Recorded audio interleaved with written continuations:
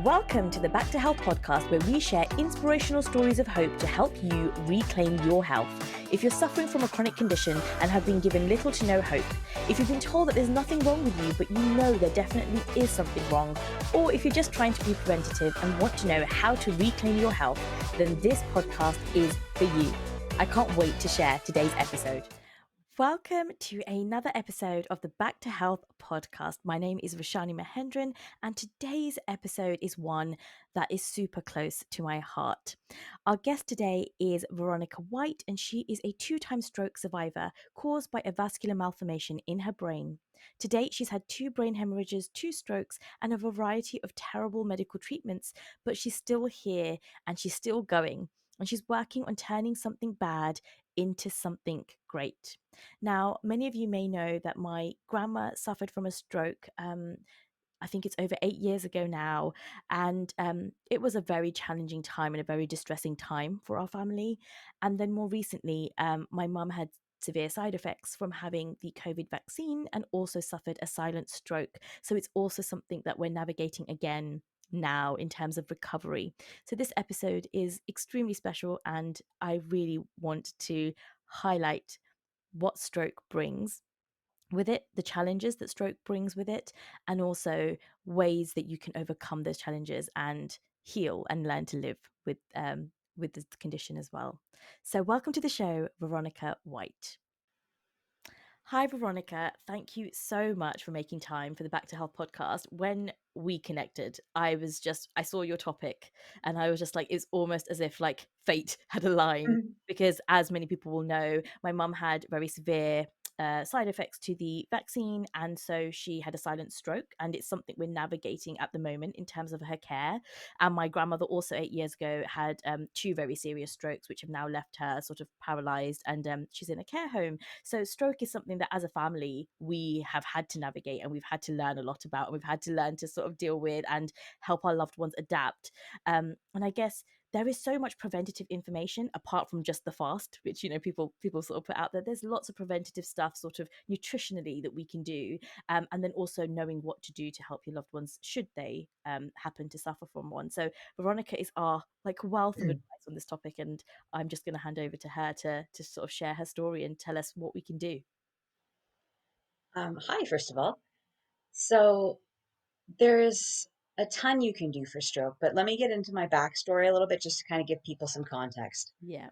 I just became a holistic nutritionist a few years ago, and that was because as a part of my healing journey from my own strokes, I I realized the power that food had to actually help me reach my goals. So my backstory. I was born with what's called an arteriovenous malformation, or an AVM.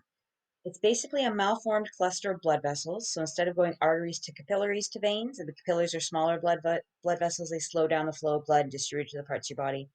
In an AVM, you'll have one connection where it goes arteries to veins. This isn't good because this is a really weak connection and there's really high pressure going into the veins and they can't take it. They go pop. This causes things like death, stroke, paralysis. So you can get one of these Mm. anywhere in your body, but if it's in your arm or your leg, it's just day surgery. They'll cut it out, no problem. Mine was buried in the middle of my brain, and it was about 3 inches in diameter, so the size of a small clementine. That's not good. I was diagnosed prior to an event when I was 11 years old. So this is back in 96. And none of the doctors knew what to do because it was not well known at that time. There was no research being done because most people who had this condition were found when it burst. So it went down as like blood vessel rupture, or it got mistaken for to be an aneurysm. So Mm. my situation was already really different. Since that time, between the time I was 11 and I was diagnosed, and I was 18, I went through 2 brain hemorrhages from that malformation, 2 strokes, all 3 known treatments. None of this was much fun. But the second hemorrhage, which caused the second stroke, I was 16 years old at that point. So this is 2001. And that's exactly what you want to have happen in the middle of high school, just as a side, because like when you're really just trying to blend in, you really stand out when your brain explodes in the middle of high school. So Yeah. at that point, my activity level dropped to 0 because I was just so in such poor shape physically. But I didn't change the way that I ate, and I had the typical high schooler diet. So potato chips, Coca-Cola, like those McFlurries from McDonald's. I was not eating well. I wasn't active then because of the strokes. Piled on the pounds. Then I hit university. The freshman 15 turned into the freshman 50, piled on the pounds. Graduated, moved out on my own, piled on. I was heavy. Didn't like it, didn't feel good, didn't function good. And I just knew I needed to start making healthier choices because, like, the stroke I had been a result of a medical condition, so it hadn't been lifestyle based. But I looked at my life at that point and I was like, if I keep doing this, I'm gonna have a real other kind, like, I'll have a stroke based on my lifestyle. And I didn't want that. Yeah. So I went back to school for holistic nutrition and I fell in love with food. And it's power to heal people and the power that you have to achieve things with your own body that you people tell you aren't possible or are too hard for you. So people say, "Oh, I know you want to lose weight, honey, but you need to lose like 70 pounds. That's not feasible." And I'm just like, "What are you doing? Like, how Mm. is that going to help them reach that goal?" So I decided to kind of devote my life to helping people fall in love with their food, like, and not just use it as something they have to do three or whatever times a day, but something that they can use to fuel their passions and they connect with their families and their friends and something they can use to literally change the world. Like, I think it's got such power for that. Oh, and this is so close to home for me because I really don't enjoy cooking. Like, I'll put my hand up and say, like, I just really don't like it. My husband's an amazing cook. My mum is a really good cook, and so like, my sister's really good as well. So I don't have a need to unless like I'm the only one there and I've got to do the cooking. And so I've never really enjoyed it because I feel like there's other things that I need to be doing, and cooking's taking me away from the other Mhm. things that I want to do. But that said, when I first I started experiencing health issues of my own and looked at what's the source of where do I go? Where do I go to fix these? Because we couldn't get answers from my bloods or anything like that. So what else could be causing this? And obviously, the first thing you look at is, well, what am I fueling my body with? Because what I'm putting in is what is being turned into to replenish my cells to give me my energy, and if that's not good energy, if it's dirty sources of energy, then my body's running on dirty fuel, so I need to clean that up. And so I can do that. And when I started exploring nutrition, just like you said, I maybe don't love it as much as you do, but I started to fall in love with food and I started to experiment more, and when I have the time, like I need to have proper time, I can't have people rushing me, then I do enjoy doing it and I do make more conscious effort to do it. But Yeah. I guess for people who don't enjoy cooking and don't enjoy food in the same way, what would be your tips in terms of how you find that passion to fall in love with food? I got a couple of them. And the first one I really like because it's spring, so this is the perfect time of year for this recommendation, and that is to try growing your own food. Like, you don't need a huge garden in your yard. You don't need to dig in the ground and do lots of laborious work. And like, it's really, if you have a flower pot, like a little clay flower pot, you can put it on your kitchen windowsill Yeah, and grow salad greens in that. Just sprinkle the salad green seeds, put a little bit of soil over top, water it every couple of days whenever it's dry. And by growing your own food, you're much more connected to it and you usually get to see the whole process. You can pick it whenever you want to eat it. So it's always the most fresh you can get it, possibly the most bang for your nutritional buck. Like, yeah, growing your own food is phenomenal. I just recently started growing sprouts, like getting into sprouting. lovely. Sprouts are different because you don't need to plant them in soil. You actually put the seeds in a jar, like a glass jar, and you put a cheesecloth over the lip of the jar, and then you fill it with water, swirl it around, drain the water, and leave it upside down on your just in your sink. And you just swirl this water around a couple times a day, and in 5 days you've got sprouts. And so I started Wow. doing. I think it's just so cool. So when you grow your own stuff, it makes a huge difference. My other recommendation, if you really don't like cooking and you're just not that into food, you eat just because you have to, maybe you're not eating the right foods. Your body's obviously telling you that it's not loving what you're giving it. So do something different. Try something completely out of your food comfort zone. Great recommendation for that is most people will eat some kind of spaghetti type of dish, like pasta with a tomato based sauce, right? Take if you're not excited about your food, take that tomato sauce and grate a little bit of dark chocolate, like real dark chocolate into it. Maybe half a teaspoon for the whole pot of sauce. It's like becomes like a mole sauce. Like, very Latin themed, very yummy, completely different flavor. And if that doesn't get you excited about your food, I don't know Wow. what will. I may have to give some of those a try, but I guess that is really important for us to think about when it comes to our children, that we want to ingrain that love of healthy foods from a very young age, so that they're fascinated by it and they love it. And because I don't love cooking, I'm really keen to get my kids into it as young as possible, so that Oh, totally. they see those things and they have the fascination for it. And so it's been on our list for a while actually to start growing some stuff with them. So I am gonna Absolutely. get on Getting with kids that. to help you in the garden is the best thing because there's like the physical activity and like give them their own part of the garden. Be like, you're going to dig this hole and you're going to plant this seed and this is your plant. Yeah. So like, and I tell people also with your plants, they say that there's people who joke about talking to plants to make them grow better and everything. It actually does make your plants grow better because one, the vibrational effect, if you bestow love on your plants, they pick that up and they will Yes. thrive. If you bestow angst or stress or anger on your plants, they will suck that up too. So you really got to be mindful of your mood when you're working with your plants. But I tell when I'm working with like families who want to start a garden and everything, I tell them get your kids to name their plants, like be friends with their plants and talk to their plants and like it actually they will grow better and the kids will have a blast. I love that idea. Oh, definitely going to do that. That's lovely. That's really lovely. Um, just coming to, as we're talking about sort of like plants and growing and all the things that sort of like come with that. So how how long did it take you to sort of clean up your diet? Because I guess one of the questions that a lot of people have when they start to look at diet is like, do I have to give up all my favorite foods? Like, do I have to do it all straight away? But I guess if you're trying to be preventative, and especially if we're talking about something like stroke and we want to be preventative, it could be high blood pressure, it could be cholesterol, any of those things that we want to be preventative about. What would be your best advice in terms of how you would start approaching that? Like, how can you do that progressively without it feeling like a really overwhelming thing that you have to do? So this is one of the question answers that I'm going to sum up as my like these words of wisdom because I have like they're like that sage advice that you really think everybody needs to know.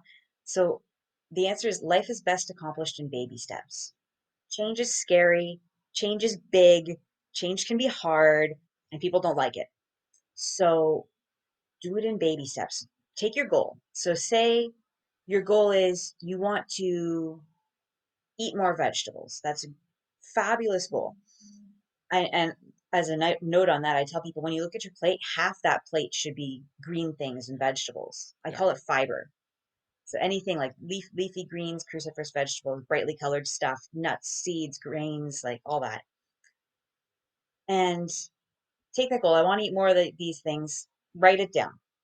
And then say, what are some baby steps that I can take that are going to get me to that goal? So maybe this week when I go shopping, I'm going to pick up one vegetable I've never tried and I'm going to cook it. I'm going to learn how to cook it. And I'm going to make it for me and my family. And that's going to be this week. And then do that and enjoy it and pick something you really think you're going to like. Pick a recipe that looks maybe like something kind of familiar that you've had before, but is different or it's got different ingredients. And then just try it out. And so write down that as a baby step. And then say, okay, maybe in week two, I'm going to try, I'm going to eat that new vegetable again. I'm going to add one more new vegetable and I'm going to try a new way of cooking it. So instead of putting this in the deep fryer, so I'm going to, instead of putting the sweet potato in the deep fryer, maybe I'll chop it up into cubes and I'll put it in the oven with some olive oil. Little changes. You can make a big difference with little changes. I think that is so powerful because people always think, right, I've got to clean everything up and then I'm going to go in my cupboards, I'm going to chuck It's everything out. intimidating. And it's hard because how long can you stick with a change that is that much of a step away from what you were doing initially? So it is really important about literally just take it step by step by step. Like, Life is best accomplished in baby I steps. like, yeah, that's a wonderful quote. Thank you for sharing that. So let's come to the sort of stroke side of things then. Hmm. So, should we talk about prevention before we go into the sort of rehabilitation, or which way round would you like to cover it? Well, first, just so everyone's on the same page with knowledge wise about stroke, you can have a stroke at any age. babies have strokes, children have strokes, old people Yeah. have strokes. Everyone can have a stroke if you have either a medical condition that could cause it, like I did, or if you have lifestyle things like you just can't stop eating French fries and trans fats, or Yes. maybe just you have a in your genetic line, like you're likely to inherit something that could cause that. There's a number of things that can cause a stroke. Some of them are easier to prevent.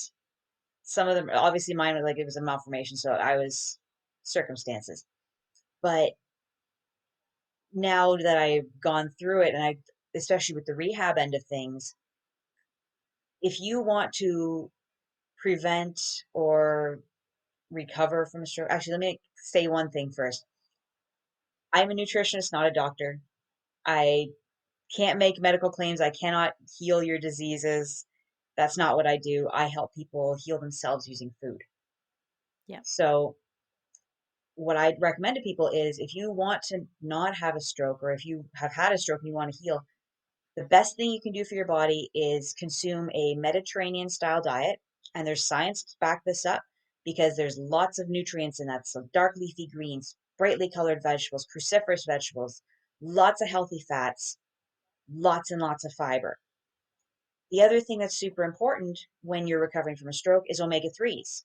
Omega 3s are an essential fatty acid, and they're because they're considered an essential fatty acid, that means that our bodies can't make it that itself. So we need to consume it in our diet. So omega 3s, basically they're a fat. So that's why they say healthy fats are so important, because like every cell in your body is this a big part of the structure of that cell is the healthy fats. So Yeah. when you have a stroke, your body's trying to rebuild these cells. It needs those tools and those omega 3s to rebuild these healthy cells. But the trouble is, our standard North American diet, like the standard American diet is acronym is SAD, and that's very aptly named. Yeah. Um, it We eat too many trans fats. Now, trans fat is just it's a fat molecule, but it's not shaped the same as a regular fat molecule. So our body doesn't recognize and doesn't know what to do with it. Causes all kinds of reactions. So inflammation, you'll get indigestion maybe, or you'll have like diarrhea or loose stools. And people question, like, well, what I only ate like a burger and fries yesterday, and I had like two milkshakes, but that's okay. And that I chased it with a bottle of Coke, but like, why does my tummy hurt? And I'm Yeah. just, I'm blown away by the fact that people don't put the connection together. Just like what you eat becomes what you are. So, Exactly. This is really important. I think we should repeat that. So, what you eat becomes what you are, and literally, your cells rebuild using what you eat. And so, it's yep, so important because whatever you put in is what your cells are using. And if you're not putting in the nutrients and the things your cells need, it has to use what it's got. And if that's not adequate, then that's where you get all this sort of like cells are not talking to each other properly. The connections are not working properly, and then you're getting all these you're getting all this inflammation and indigestion and all the things that your body's trying its best, because our bodies are so powerful in the terms of they will try as hard as they possibly can to get things back into homeostasis, but they also need the right fuel to be able to do that, and we need to provide that for our bodies. So it's super important. Just something you touched there about the omega 3s and the dark leafy greens and all the things which I have done a lot of research about in terms of being really good for recovering from stroke. One of the challenges is if a patient is at risk of stroke or has had one and they potentially think they may have another one, they put them on blood thinners, which means that these foods, which are really important for recovery, tend to interact with the medication. So you're not supposed to have them. Um, are there ways that you know? What do you advise in that kind of situation? Like, have you had clients in the same sort of situation, and how have they like managed that challenge? absolutely. This is a huge thing because interactions with medications is a very real and scary thing, and they're not comfortable, they're not fun, and you can deal with some really serious stuff that way. Yeah, And so, as a nutritionist, I would never dream of telling anybody to stop taking their meds because that's not what I would do. That's not my recommendation at all. I would say rather supplement your meds through your diet.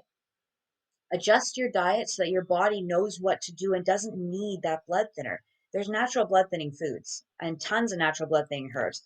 Anything, if you Google vasodilating herbs or like blood thinning herbs, and then print out that list and take it to your doctor and be like, listen, I heard that, for example, hawthorn berry and hawthorn flower are really, really, really good for the heart. Really, really good for your whole cardiovascular system. And that's a big part of having a stroke is your cardiovascular system. So Yeah. if you have just ways to nourish that system and give it, like, just show it some love. I recommend hawthorn berry to so many people because it's a nice gentle herb. It tastes great as a tea and it works. It just, but like I said, everyone's different. Talk to your doctor. But if you ask them the right questions, they might give you some useful answers. Yes, and I think that's always the hard part, isn't it? Knowing the right questions to ask, because sometimes you're just sort of overloaded with sort of medical information on one side, and you're doing your own research and trying to find holistic and natural methods on the And other there's the side. whole And then emotional too. When you, like, I just got hit with this diagnosis. What am I going to do? Oh my gosh. yes, It's just this and bonkers. and then you're sort of like, these are the things that are good for me, but then my medication says I can't have those things. So like, what am I supposed to do? And that is such a challenging environment to be in, because I guess I tend to see from our experience, the doctors just say, well, just avoid those foods. But it's like, but those are important foods. Those are part of the healing process. And it is just very much like, so what happens when you start taking leafy greens out your diet? What happens when you start not having enough omega-3s in your diet? Because it's not just about the stroke now, it's about your body also becoming depleted in the other vitamins and minerals that those particular foods provide. And so that is the other side of medication, is that sometimes you cannot have certain foods that your body does need, not just for that particular issue, but for other things as well. And so that's whereby you get other issues on top of the health challenges you already have, because as your body becomes depleted, like, what can it do? Like, your body's crying out for these things. And so it's a really challenging position that we found ourselves in, and people find themselves in, about knowing how to, how to navigate that situation. And one of the goals is obviously try and get off the blood thinners so that we can get back onto the foods that we need to be on. But at the same time, in the period that you are on the blood thinners, you've got to be really careful, because the interactions are not fun, and they're dangerous. They're very dangerous.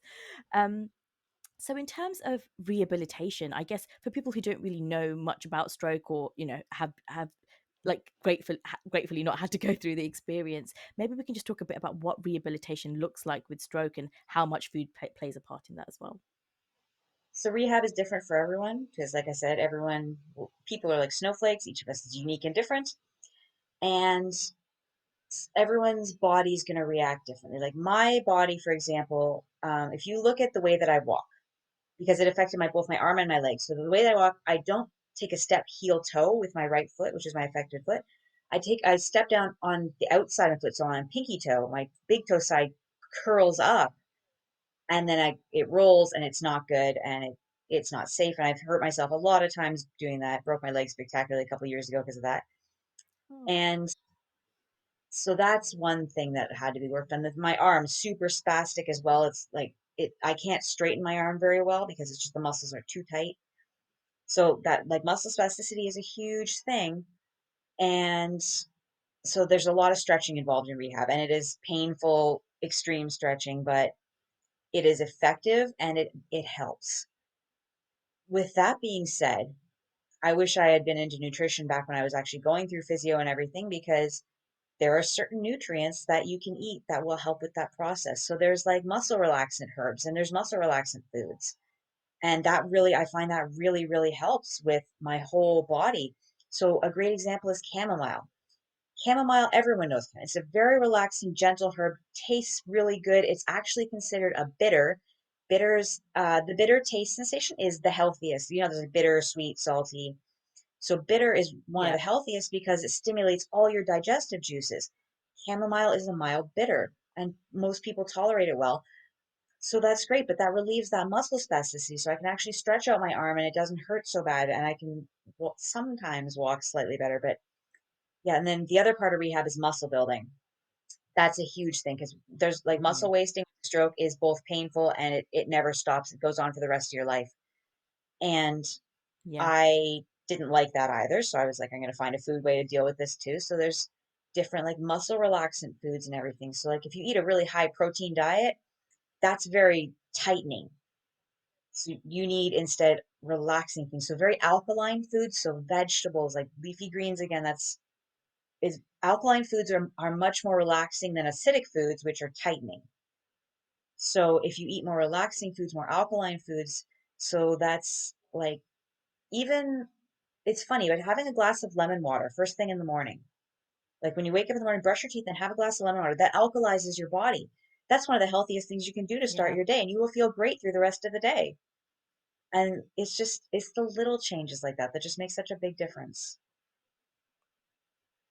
Yeah, it really is. I mean, I could see like in the first 2 weeks when we changed a lot of things about diet for my mum and just how quick the improvements can be. But in the days that she was in hospital for about 8 to 10 days before she came home when she was initially going through the issues. And what were they feeding her every day in hospital? Like baked beans and jacket potatoes and rice and all the things which probably were also in packaging and frozen and had preservatives and all that kind of stuff in them. But you think about it and you think about how important food is for the healing process and to regenerate the cells and to help with all of the all the things that the brain needs, especially when it's been through something like that. And then the foods that are being given when you're going through treatment are not complementing that process. So we would go and drop like salads off every day and like try and get in healthy foods and olive oils and all the things that we could get in there to sort of help the brain, because the brain is mainly fat, right? So it needs Yep. the healthy fats to regenerate and to help it to recover from what it's been through. And the fact that it's so carb heavy, the foods that they're giving patients who are in the hospital with stroke, and some of these patients don't have people that can come and drop off food every day. Or it was also because of COVID, we weren't allowed to visit, so we could only drop stuff off and we couldn't see her. But all these things provide challenges because while that patient is recovering, they're not being given the nutrients that their body needs to be able to do that. And for me, that was one of the biggest eye openers when I first started looking into this. That it's the foods that you're eating are also acting against your body when it's trying to heal itself, and it's really important that you sort of get that right. But I guess let's come to the other side of the coin, because we hope that many people don't have to suffer through this and don't have to go through this situation. So what are the things that we can do, like all of us, to live healthy lives where we can try and if it is a lifestyle reason in terms of why you would get a stroke, that we can prevent that?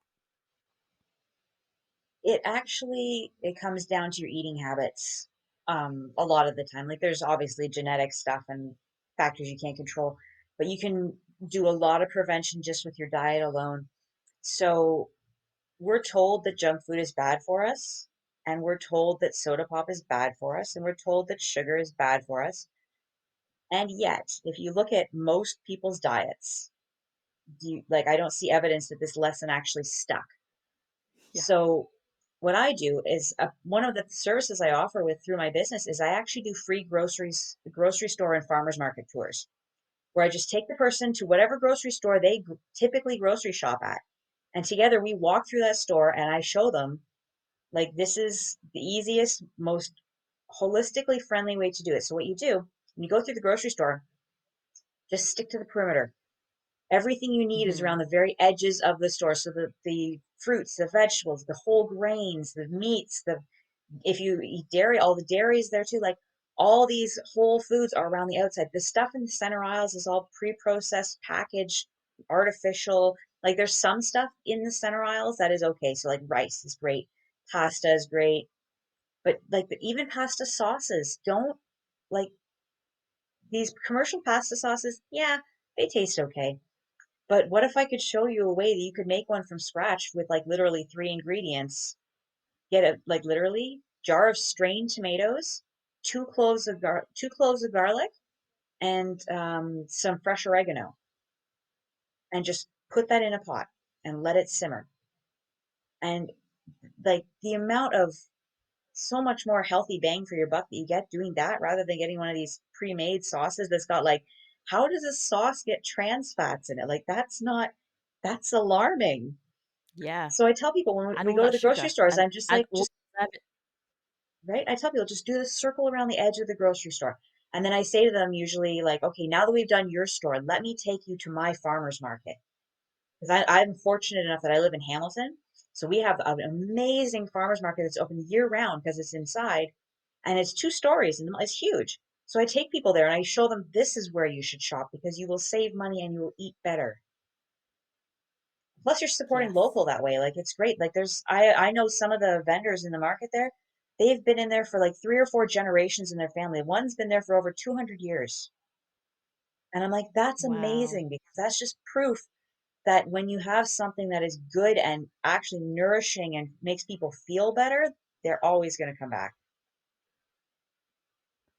Yeah, and it's sometimes, like, especially when you're living in I guess, you're lucky because you live near somewhere where you can just go down to one. Well, we live in a city, and like, it can be hard sometimes because, like, you go to the supermarket and all you can find is all the prepackaged stuff. And even if you look at the organic meat, I have found organic meat that has sugar in it. And it's like, why does my meat need to have sugar? I get it's for preserving, but like, all this stuff, it's like, but you're adding stuff that is not good in there, in something that should be something that's supposed to be healthy for me. So there is that challenge sometimes, and you can find online sort of like services where they bring you sort of like farm to market stuff, or farm to table, and grass fed, and all the really good stuff, but it can be expensive. Like, it can be Well, one expensive for one people. note on that, if you want to have a service where you can get like a box from a farm sent to you, but you can't find one in your area, contact your neighbors, like the people you live near, and see if any of them would be interested. Because if you get enough people and you contact a farm, they might do it just for, like, if you set it up right and just offer to pay them whatever they want to charge for delivery. It Yeah, it's like you just got to get out of think outside the box and get outside your comfort bubble. Like, if you want to yeah, know what that farm that's a couple kilometers up the road from you actually does, because it looks like they grow corn and beans and you want corn and beans, go there and ask. I know when I used to live at my parents' place when I was growing up, there was this lady, she lived a few blocks up from us, and she had basically torn up both her front lawn and her back lawn. So she had no grass. She built this, it was like a winded wow, path through a garden.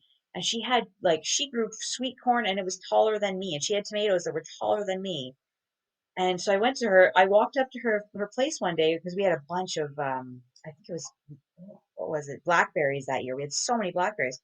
So I brought a huge bowl of blackberries and we started a barter system. I was like, I will bring you berries if I like, you can give me nice. tomatoes. And like, talk to your neighbors, because setting something up like that up in your neighborhood, even a community garden, if you have a, like, by the mailbox, is a great place to, and again, get the kids involved in that, because kids need to Yes, play in the dirt, because that's how they build their immune systems. That's why I'm really concerned about this whole COVID time when they closed down the parks, because kids aren't playing in the dirt now and they're not building yeah. an immune system and they're going to have big trouble as adults. So Yes, it's so important. And actually, it's interesting you bring that up, because in our park the other day when I was walking around, I saw that they'd open up some plots, and so we were thinking actually about getting one potentially, and like growing stuff with the do kids so it. that we could actually go there, because we don't have as much land, so it'll be easier to do it that way. And yes, it's this is such important education, and it's not in the school system. Like, Oh, our kids don't grow up with this education. They don't grow up with being exposed to that. Not even when they do planting, like they have done planting seeds and stuff at school, they sit at their desks indoors, get given a pot, and they put their seeds in and they water. And it's like, there's no exposure. oh, There's no one education. time, I saw this once. My friend has a daughter, and she's like, I think she's grade 1 or 2 now. But in her school, what they did is, because I went to volunteer, because I was like, well, this is kind of like a nature day. It's going to be great. Each kid, they stood in a line. Each kid was given a little paper cup, and then they walked in the line. What At one station, someone scooped a scoop of dirt in, and at one station, Yeah. someone put the seed in. For they didn't even touch it. The kids didn't even. They held the cup. I'm like, how is this beneficial? Like, what are the kids getting out of this? First of all, that we're taught that the world is handed to you. Is this what I'm learning from this? Like, Yes, basically, and that you it's don't have to put effort into bonkers. anything. You just go to the shop and you just buy the prepackaged stuff that's been cut and washed and done, everything Oh, done for you, and sprayed with lots and lots of chemicals. But let's not mention those. So it is one of those really big challenges where I feel like, we as adults have to first get educated and educate ourselves, because we've been educated wrong. Like, not only is sugar and trans fats and that stuff harmful, like, we use the word harmful, they are lethal. Like, I will go as far as to say they mhm. are, because Oh, they 100%. literally cause the diseases that we are all suffering from. Just remove those two things from your diet and just see how you feel. Like, give it a week, give it 3 weeks, give it a month, and see if you remove just those two things from your diet, how much better you will feel. And secondly, if you're looking to remove sugar and trans fat from your diet, I challenge you to tell me how many items you are still able to buy from the shop. Like, how many things will you still be able to purchase when you get to a shop if you have to remove those two items from your food? If you You have a problem with sugar and you can't give it up, or you feel like you can't give it up, honestly, what I tell people, my challenge for them is, I say, go to the grocery store next time, and while you're there, pick up 3 sweet potatoes, Mhm. like the yams kind of, and then through that week, you are to eat those 3 sweet potatoes over like a couple of days, right? And the the glycemic the glycemic hits, the hit to your blood sugar from a sweet potato is not terrible. Well, it's not like eating a candy bar, Yeah. but it gives you that sweet fix and it tells your body, like, here's that natural sugar that you were craving. And so you took 3 sweet potatoes every week, and you'll notice you won't crave those sugars as much anymore. Yes. And it's like that's And, the easiest thing. I do the same with dates as well. Like I'll cut them into little I pieces love and then dates. just have like a piece of date, and that's enough. And it also sustains the energy as well because they're slow releasing, and it's a much better way to get that into your body than going for the refined stuff. But let's say you do have to have sugar, like like we said, baby steps, right? We can't just throw all the sugar out Yep, the cupboard. So even if we're saying baby steps, it's like don't go for the refined stuff. Go, yep. There's replace it with alternatives. honey, replace it with coconut sugar, replace it with maple syrup. Like still don't have bucket loads of them. Like we're not saying replace equal quantities because it's still sugar. It's still going to spike your blood sugar. It's still going to do all the things that refined sugar does, but at least it doesn't have all the chemicals that refined sugar has in it. It hasn't been through the processing that refined sugar has been into it. So if you need to start making replacements, start doing it that way, and then also start cutting down a little by little, and then go to the point of replacing with dates, replace with sweet potato, replace with real whole foods. The other thing you can do too, just to kind of retrain your body to stop craving those sugars, if you Google glycemic index, Yeah. like I said, the glycemic index is that scale that tells you how much of a hit that food's going to have on your blood sugar. So a high glycemic food is a lot of sugars. A low glycemic food is very little sugars. If you try to just eat more low glycemic foods than high glycemic foods, your sugar cravings will slowly calm down. It takes a while. Yeah. Like I'm talking a couple months. But if I tell someone, like, you know what, eat some low glycemic foods for 3 months and then come back to me and we'll assess your sugar cravings. And then their sugar craving at that point was like every day they have an 8 out of 10 they need to have a sugar, some kind of sugar. And then they come back 3 months later and they say, well, now it's only maybe 5 out of 10. I don't crave those sugars and I'm enjoying my food more because this is what my body wants to be eating. I balanced out that sugar. Blood sugar is such a tricky area, and if you learn to actually communicate with your body and listen to the signals it's giving you, it's amazing how much better you can feel. Yeah, and blood sugar balance is like the thing that leads to everything. Like it is the Everyone's got key diabetes these almost.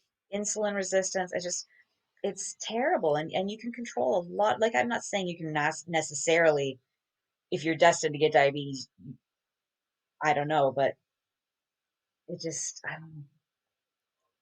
Keeping your body in a state of balance is just the best thing you can do.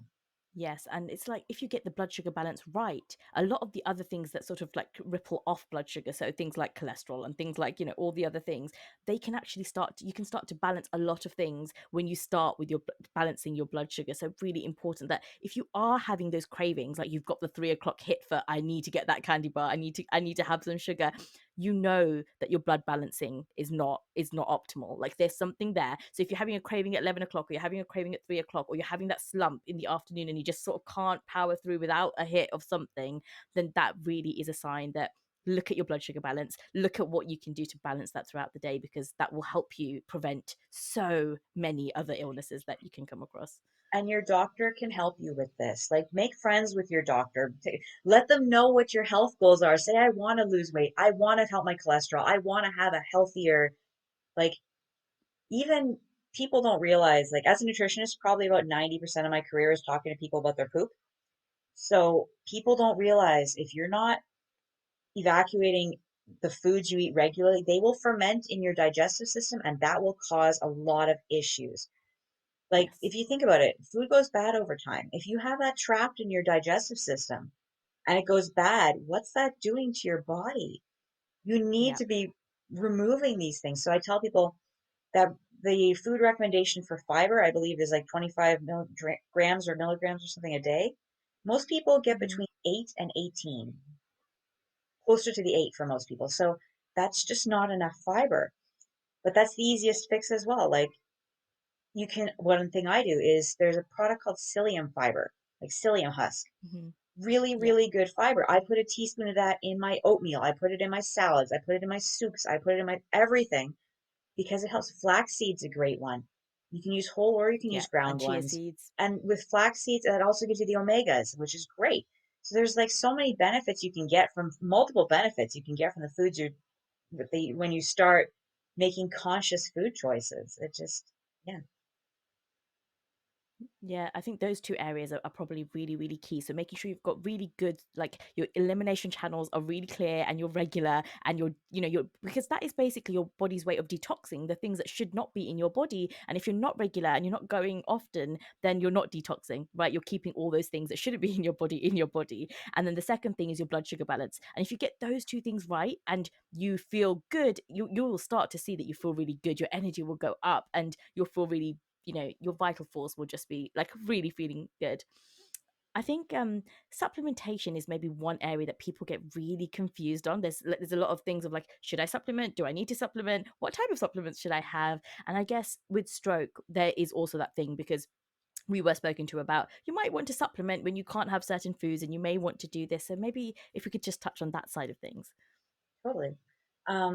So like I said, my number one recommendation for stroke recovery in general is the omega-3s because that's just so super duper important. So personally, I take a high dose omega-3. Like you can get omega-3s from food and all that, but if you've had a stroke, you probably need more than you could ever realistically get from food. I take a high dose omega-3 supplement. I don't usually like to name drop for brands and everything, Yeah. but this one is great. It's a professional. It's a professional line. It's recommended by holistic pharmacies. It's whereas the average omega-3 supplement from like shoppers will give you maybe a couple hundred EPA and DHA, which are different omega-3s. This gives you a couple Yeah. thousand. So it's like 4,000 or something. And that just, I feel the difference in my body when I take that. So I take that every day, and that makes a difference for not just stroke survivors, but for just about everyone out there, because our food system is so depleted of nutrients, everyone needs a really solid multivitamin. And I'm not talking like the off the pharmacy shelf where it's like, oh, you get your vitamin C and A and E and maybe we'll give you some magnesium and calcium. And Yeah. well, there is an awful lot more nutrients your body needs than just those. So you look for something that's considered a broad spectrum multivitamin or multimineral supplement. So um, if you go to a holistic pharmacy or like a Healthy Planet or like Whole Foods will have them, you can get a really good balanced supplement that just has everything you need. Plus, it'll probably have some plant nutrients. Like the one I take has resveratrol in it, so that's the nutrient you find in red wine. But it's in my multivitamin Yeah. because I that's something that's really good for your body. It's cardioprotective. This is what I want for myself.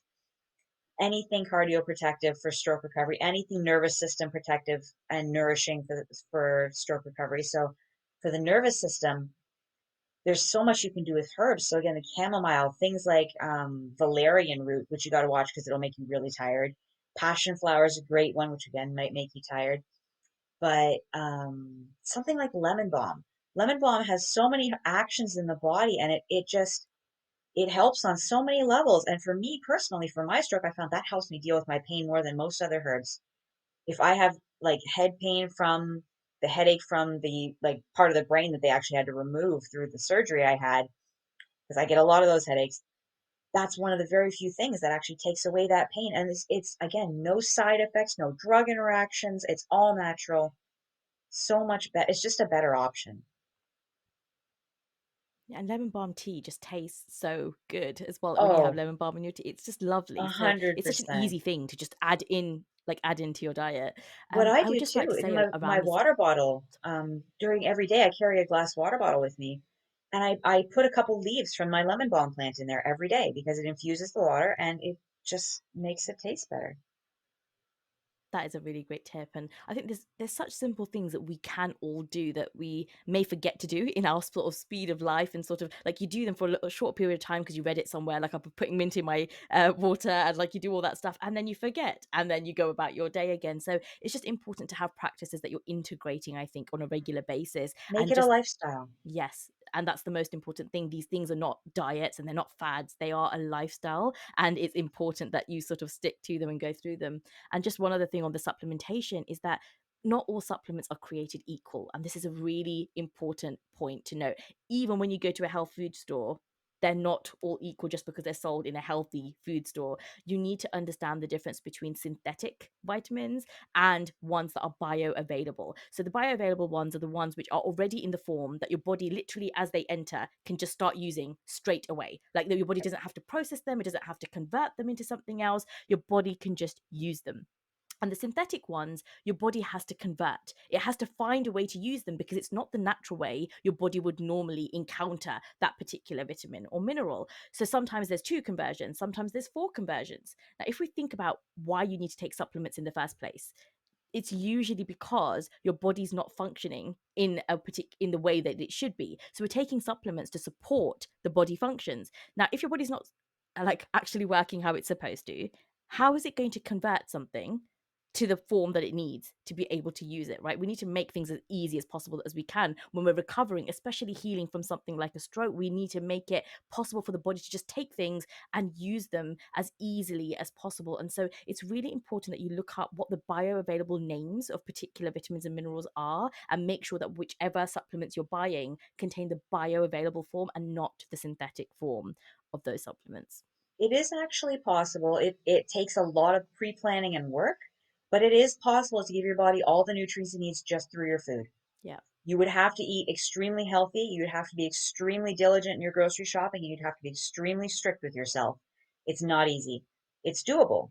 And if you have circumstances where you've just had a massive stroke and you don't know what else to do, but your doctor said you have to change your diet, take that seriously. Like if your doctor for a doctor to tell you you have to change your diet rather than just hand you a prescription for something, that's serious stuff. Like everyone, like as kids, we're told to eat our vegetables. I use this analogy. As kids, we're told to eat our vegetables. When we grow up, people stop telling us that, so we forget.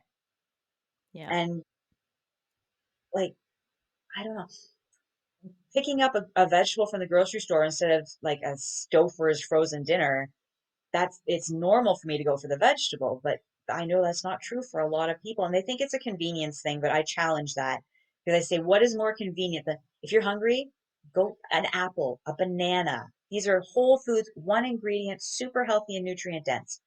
It's all your body needs. So, like, don't go for that candy bar that's got like 6 different types of sugar and like all the chemicals and preservatives and the sodium. Like the amount of sodium in so much commercial food just drives me bonkers. I can't understand how people's digestive systems, how they can eat like that and they're still functioning.